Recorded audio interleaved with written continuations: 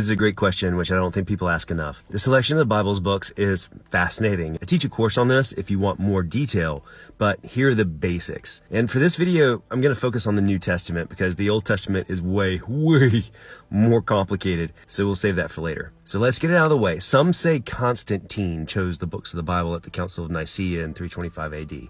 But this crap conspiracy has been around for a long while in many different forms, and we can thank the Da Vinci Code for this conspiracy theory's modern resuscitation. But that book ripped off a book from 1982 called Holy Blood, Holy Grail, which was long on conspiracy theory and very short on evidence, which was based on a bunch of whacked out conspiracy theories. And basically it's a book that kind of looked like this.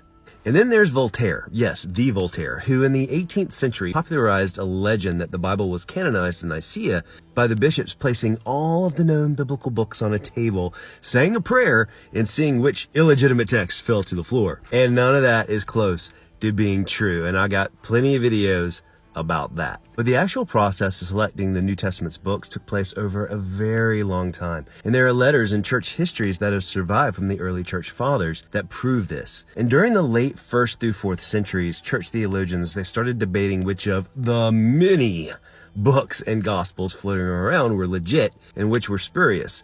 And the use of the word books is wonky here, as books as we think of them today are way different from then. The printing press didn't exist until 1440. So what we call books were collections of letters, scrolls, parchments, yada yada, and they were assembled into codices. And the earliest fragments of these writings come from the early 2nd century, but late 1st century church fathers were writing about them. So we know a lot of them were around in some form late 1st, early 2nd century. And over time, books that were deemed authoritative by numerous individual church communities that used them came to be included in lists of accepted books.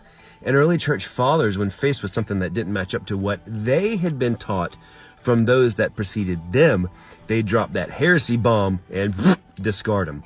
Interesting note, the first known attempt at a canonical New Testament was the Marcionite canon around 144 AD, which was considered heresy. And I have a video about that, so look it up, because Marcion, well, he had some really interesting ideas. In the Muratorian canon, supposedly written in 170 AD, is another early accepted New Testament list. But in the early 3rd century, Origen had his list of preferred New Testament books, about 21 of them. And then there's this guy, Eusebius, who writing in the early 300s provided an early list of which books were considered legit and which were borderline fugazi. What's neat about Eusebius is that he broke his list into 4 categories: recognized, disputed, spurious, and heretical.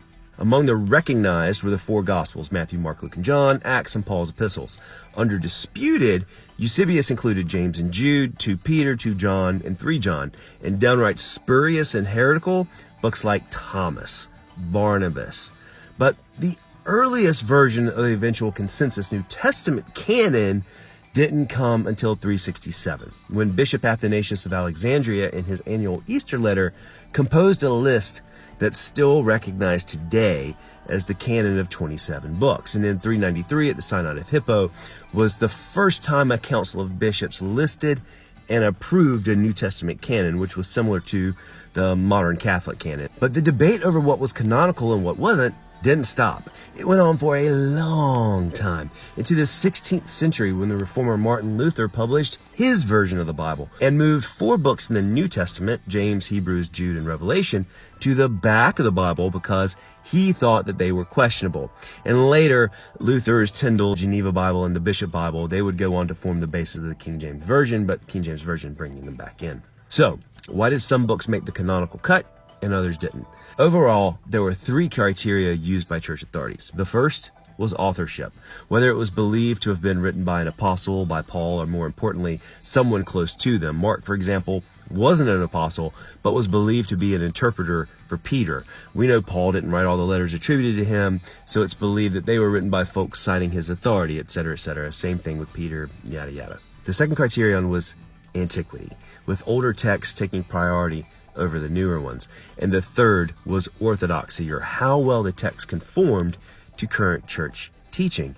And that last one's a biggie because current church teaching changed a lot over the first few centuries. And we must understand that in those first few centuries, well before the establishment of the official Catholic Church and all that stuff, Christianity changed a lot. I mean, look at how much it's changed over the last 200 years, am I right? But during these first pivotal centuries, there wasn't an overarching organization pulling strings. In these first 300 years, these churches were literally fighting for their day-to-day survival, debating which books would be the guideposts of their faith.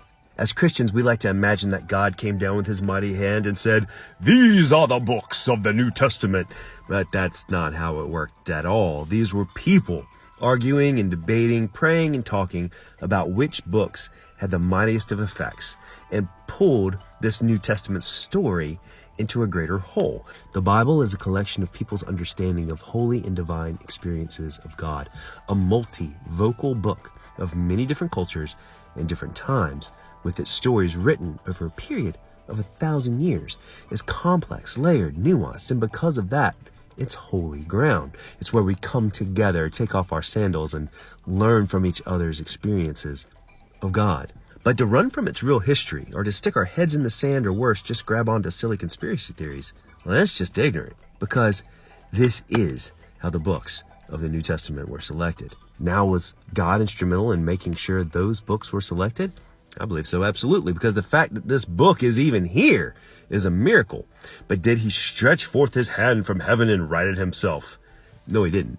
But that doesn't mean it's not inspired, as the meaning of divine inspiration is so much greater than what we've been told. And people perish for lack of knowledge.